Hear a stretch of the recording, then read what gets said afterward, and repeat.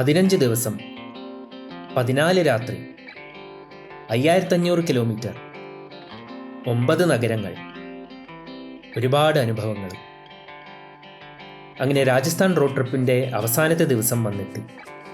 ഷോലാപൂരിലെ സിദ്ധേശ്വർ അമ്പലം, ഔറംഗാബാദിലെ ബീബി കാ മക്ബാര, ഇൻഡോറിലെ ഛപ്പൻ ദുക്കാൻ, ഉദയ്പൂരിലെ റോപ്വേ യാത്ര, ജോധ്പൂരിലെ ഇടനാഴികൾ, ജയ്സൽമേരിലെ സാൻഡ് ഡ്യൂൺസ്, ജയ്പൂരിലെ ഹവാ മഹൽ. അങ്ങനെ ഓരോന്നും മറക്കാൻ പറ്റാത്ത അനുഭവങ്ങളായിരുന്നു. സുപ്രജ ഹോട്ടലിലെ മിസൽ പാവ്, അപ്പ ഹൽവായിലെ പേട, വിജയ് ചാട്ട് ഹൗസിലെ ഖൊപ്ര പാറ്റീസ്, സിറ്റി പാലസിലെ ദാൽ ബാട്ടി ചൂർമ, ജനതാ സ്വീറ്റ് ഹോമിലെ കച്ചോരികൾ, കനിഷ്കയിലെ കേർ സാംഗ്രി, ഹൈവേ കിങ്ങിലെ ആലു തിക്കി ചാട്ട്, ഹൽദിറാംസിലെ രാജ് കച്ചോരിയും കഴിച്ചതിൻ്റെ രുചി ഇപ്പോഴും നാവിൽ തന്നെയുണ്ട്. ഇവയെല്ലാം ഓർത്തോണ്ടായിരുന്നു ബാംഗ്ലൂരിലോട്ടുള്ള മടക്കയാത്ര. വളരെ താമസിച്ചാണ് ഹൈദരാബാദിൽ നിന്നും ഇറങ്ങിയത്.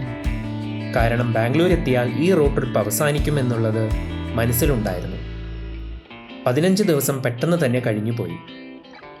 ബാംഗ്ലൂർ അടുക്കും തോറുമാണ് ഒരുപാട് ദിവസമായി എന്നത് തോന്നിത്തുടങ്ങിയത്.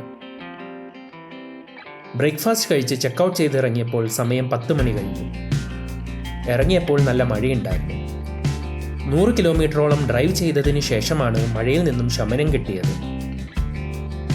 ബ്രേക്ക്ഫാസ്റ്റ് ഹെവി ആയതുകൊണ്ട് 4 മണിയായപ്പോഴാണ് വിശന്നു തുടങ്ങിയത്. അനന്ത്പൂരിൻ്റെ അടുത്തുള്ള A-to-Bയിൽ നിന്നും ലഞ്ച് കഴിച്ചു. ഓരോ മിനി മീൽസും കോഫിയും കുടിച്ച് റോഡ് ട്രിപ്പിൻ്റെ അവസാനത്തെ ലാപ്പിലോട്ട് കടന്നു. പിന്നെ നോൺ സ്റ്റോപ്പായി ബാംഗ്ലൂർ വരെ. 7 മണിയായപ്പോൾ പോയതിലും അധികം എനർജിയോടെ വീട്ടിൽ തിരിച്ചെത്തി. ഈ റോഡ് ട്രിപ്പ് ഇവിടെ അവസാനിച്ചെങ്കിലും യാത്രകൾ ഇനിയും തുടരും. ശരീരം മാത്രമാണ് ഇവിടെ എത്തിയത്. മനസ്സിപ്പോഴും രാജസ്ഥാനിൽ തന്നെ. ഇനി അത് തിരികെ വന്നിട്ട് വേണം അടുത്ത യാത്ര പ്ലാൻ ചെയ്യാൻ.